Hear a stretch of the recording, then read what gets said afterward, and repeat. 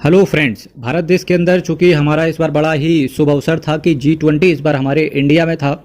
तो अब बात करते हैं जो आउटकम्स निकले G20 से। तो आउटकम्स की अगर मैं बात करूं, मैं बहुत ही ज़्यादा क्लोजली मॉनिटर कर रहा था G20 का, जो स्पेशली जो मीटिंग हुई पहले दिन और दूसरे दिन। तो उसके जो आउटकम्स निकले, तो सबसे ज़्यादा जो डेलीगेशन था या जो हमारे पार्टिसिपेंट्स थे, उनका फोकस केवल दो सेक्टर्स पर ज़्यादा रहा।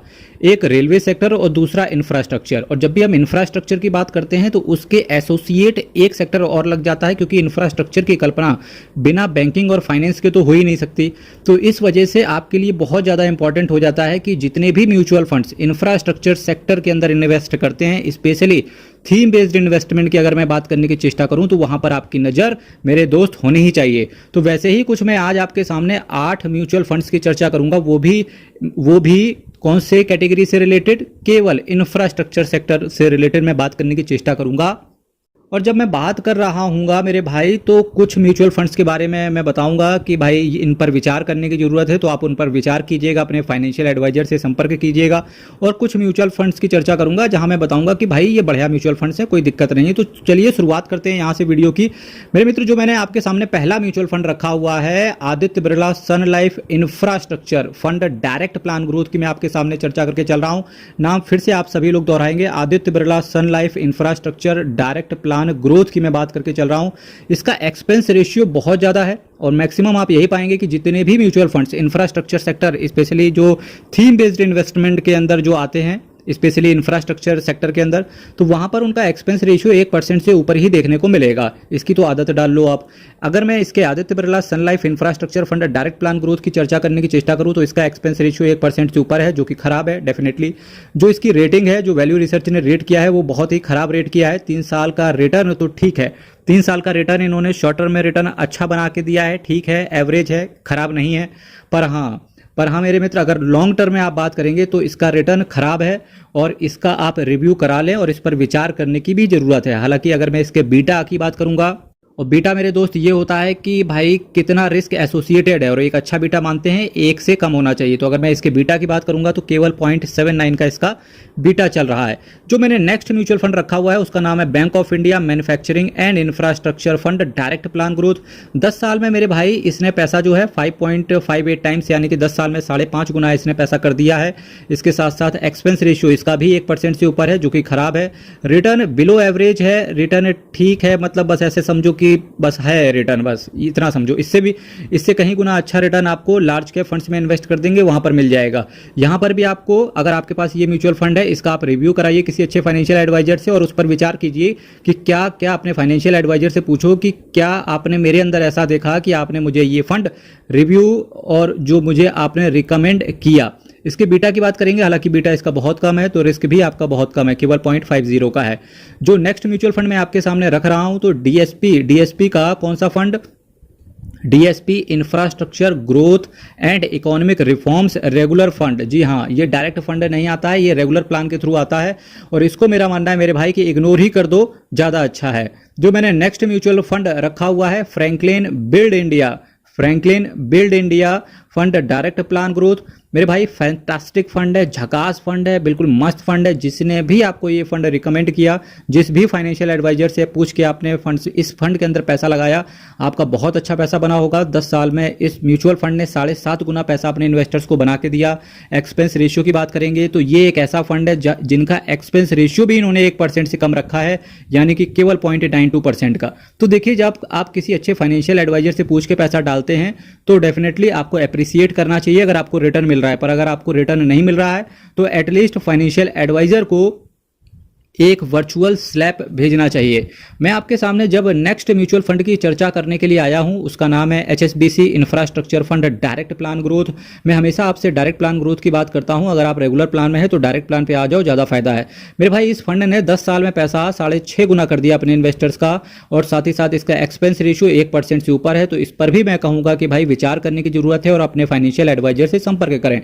जो मैंने आपके सामने नेक्स्ट म्यूचुअल फंड रखा है, उससे पहले मैं आपसे कहना चाहूँगा मेरे मित्र, चैनल को सब्सक्राइब कीजिएगा, वीडियो को शेयर कीजिएगा और साथ ही साथ वीडियो को लाइक भी कीजिएगा, क्योंकि ये मोटिवेशन होता है जो कि आप मुझे नॉन मॉनेटरी तरीके से प्रोवाइड करते हो। जो मैंने नेक्स्ट म्यूचुअल फंड आपके सामने रखा हुआ है, इसका नाम है ICICI prudential infrastructure fund direct plan growth. अगर हम इसके एक्सपेंस रेशियो की चर्चा करके चल रहे हैं तो 1% से ऊपर का है, यानी कि 1.50% का है, जो कि बहुत ज्यादा है। बाकी मेरे मित्र, अगर मैं इसके रिटर्न की बात करूंगा तो 3 साल में 40% के CAGR के हिसाब से इस फंड ने रिटर्न अपने इन्वेस्टर्स को बना के दिया है। तो शॉर्ट टर्म में रिटर्न इसका बहुत ही बढ़िया है, पर लॉन्ग टर्म में यहां पर भी कसमकस वाली जिंदगी चल रही है। मतलब लॉन्ग टर्म में कुछ खास बना के नहीं दिया, पर शॉर्ट टर्म अगर पिछले 3 साल में इसका समय अच्छा चला है और 40% के CAGR के हिसाब से इसने रिटर्न दिया है। यही रीजन है कि मैंने इस फंड को आज शामिल किया है। पर फिर भी इस म्यूचुअल फंड को लेने से पहले अपने फाइनेंशियल एडवाइजर से संपर्क करें और इसका रिव्यू भी करवा लें, क्योंकि क्या सोच के आप उससे ये पूछना आपने ऐसा क्या देखा मेरे अंदर जो आपने मेरे को ये फंड रिकमेंड किया। ठीक है, तो नेक्स्ट जब मैं म्यूचुअल फंड की चर्चा करके चल रहा हूं, इसका नाम है Invesco India infrastructure fund direct plan growth. मेरे भाई, ये भी फंड एक बहुत ही बेहतरीन फंड है, इंफ्रास्ट्रक्चर कैटेगरी में है। तो नाम फिर से आप एक बार देखो, Invesco India infrastructure fund direct plan growth. 10 साल में बात करेंगे तो इसने अपने इन्वेस्टर्स का पैसा 7 गुना कर दिया। मस्त है, झकास है, और एक्सपेंस रेशियो इसका बहुत ही डिसेंट है, केवल 0.95% का डायरेक्ट कैटेगरी में ये आपसे एक्सपेंस रेशियो चार्ज करके चल रहे हैं। मेरे भाई देखिए, आप ये सोचा करो, कई बार मैं देखता हूं कमेंट बॉक्स में कि डायरेक्टली इन्वेस्टर्स क्या करता है ना, सीधे सीधे फंड लिख देता है, उसके बाद लिख देता है कि साहब रिव्यू कीजिए। तो वहां पर मैं देखिए बड़ा हार्श लगता है कहने में, पर मेरे को ये कहना पड़ेगा मेरे भाई कि देखिए, जब फाइनेंशियल एडवाइस की बात आती है या आपको कुछ बताने की बात आती है, जब भी फाइनेंस या पैसे की बात आती है, वो केवल पर्सनल तौर पर ही दी जा सकती है। आप इस एग्जाम्पल से अच्छे से समझेंगे। एग्जाम्पल के तौर पर एक वायरल फीवर अगर कहीं आया है, ठीक है, और वो सेम डॉक्टर के पास जाते हैं, तो यकीन मानना उन जब वो सारे मरीज डॉक्टर से दवाइयां ले लें, उन सबकी दवाइयां चेक करना, सभी की दवाइयां अलग अलग हो सकती हैं। 99.99% केस में होगा कि सभी की दवाइयां अलग होंगी, सभी के डोज अलग होंगे। वो सिर्फ इस वजह से क्योंकि डॉक्टर इन्वेस्टर यानी कि मरीज की बीमारी को देखकर देता है। यही सेम फॉर्मूला अप्लाई होता है फाइनेंस के क्षेत्र में। और मैंने जिस हिसाब से मैंने डिग्रियां ले रखी हैं फाइनेंस के अंदर, उतना उस हिसाब से मैं आपसे कह सकता हूं, अगर कोई बंदा केवल आप जो लिख देते हो, अगर कोई बंदा केवल फंड को देख के ये बताता है अच्छा और खराब है, तो वो गलत कर रहा है। और मेरे हाथ फिलहाल कांपते हैं ये चीज लिखने में, क्योंकि भाई मैं गलत नहीं कर सकता। चाहे अगर कोई नहीं कर रहा है तो डेफिनेटली मैं उसके साथ गलत नहीं कर सकता। इस वजह से जब मैं मैक्सिमम हो सकता है मैं वहां तक रिप्लाई देने की चेष्टा करता हूं जब मुझे लगता है मेरे भाई कि इनसे मुझे इंफॉर्मेशन की और भी ज्यादा रिक्वायरमेंट है, तब मेरे हाथ वहां रुक जाते हैं कि नहीं अभी आप। इस वजह से मैं आपसे कहता हूं मेरे भाई, मैंने अबाउट सेक्शन में अपना व्हाट्सएप नंबर भी डाला है और मेल आईडी भी लिखी है। थोड़ा सा आप पेमेंट करेंगे, केवल कॉन्वर्सेशन चार्जेस हैं, वो किसी भी तरीके से अदर चार्जेस के नाम से नहीं है, केवल कॉन्वर्सेशन चार्जेस हैं। तो वो मैं केवल इस वजह से लेवाई किया हूं ताकि मुझे ये लगे कि सामने वाला बंदा सीरियस है, और मुझे भी बताने में अच्छा लगता है और आपको फिर सुनने में भी अच्छा लगता है। फिर आप चीजें भी वैसी पूछते हो कि भाई पैसा का पेमेंट किया है तो एटलीस्ट बहुत सारी चीजें मुझे पूछनी है, तो इस वजह से वो चार्जेस लेवाई किए गए हैं। ठीक है, चलिए बात करते हैं नेक्स्ट फंड की। Nippon India power and infra fund direct plan growth की अगर मैं चर्चा करने की चेष्टा करूं तो लॉन्ग टर्म के जो रिटर्न है मेरे भाई, लॉन्ग टर्म में तो इस फंड ने कुछ खास बना के इन्वेस्टर्स को नहीं दिया, क्योंकि Nippon India asset management company का नाम बिकता है। पर जो इसका पावर एंड इंफ्रा फंड है, यहां पर थोड़ा सा लॉन्ग टर्म में इनका कसमकस भरी जिंदगी रही है, पर शॉर्ट टर्म में इसने इन्वेस्टर्स को तगड़ा रिटर्न बना के दिया है। 10 साल में बात करेंगे 5 गुना, 10 साल में अपने इन्वेस्टर्स का पैसा 5 गुना कर दिया है। एक्सपेंस रेशियो की बात करेंगे तो 1.44% का इसका एक्सपेंस रेशियो चल रहा है, जो कि मुझे लगता है कि बहुत ज़्यादा है, नहीं देना चाहिए।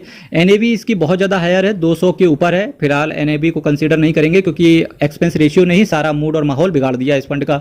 इस फंड पर भी आपको विचार करने की जरूरत है और अपने फाइनेंशियल एडवाइजर से पूछना कि मेरे भाई क्या सोच करके आपने ये मुझे फंड बताया। ठीक है, और इसके साथ साथ मेरे भाई, और बाकी अगर बात करेंगे Nippon India power and infra fund से रिलेटेड, तो इसने जो शेयर्स चुने हुए हैं, जिन शेयर्स में इसका पैसा डाला हुआ है इन्होंने, वो शेयर्स बहुत बढ़िया हैं, बहुत ही बढ़िया शेयर्स हैं, बहुत ही प्रीमियम शेयर हैं। बस ये रिटर्न बना के नहीं दे पा रहे हैं शायद इस वजह से, क्योंकि जो फंड मैनेजर इस फंड को मैनेज कर रहे हैं वो शायद दिक्कत भरा है।